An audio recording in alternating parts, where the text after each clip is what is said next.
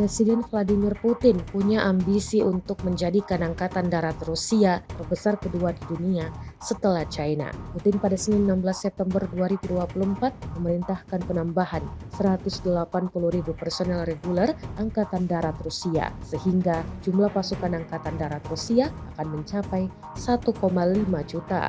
Dengan langkah tersebut, pasukan militer Moskow akan menjadi yang terbesar kedua di dunia setelah China. Perintah itu tertuang dalam sebuah dekret yang dipublikasikan di situs web Kremlin yang memerintahkan agar total angkatan bersenjata ditingkatkan menjadi 2,38 juta orang dengan 1,5 juta diantaranya harus merupakan personel aktif. Ketua Komite Pertahanan Majelis Rendah Parlemen Rusia, Andrei Kartapolov, mengatakan penambahan jumlah pasukan aktif merupakan bagian dari rencana untuk merombak angkatan bersenjata. Yang menjelaskan langkah tersebut bertujuan untuk secara bertahap meningkatkan jumlah pasukan agar sesuai dengan situasi internasional saat ini dan perilaku mantan mitra asli kita.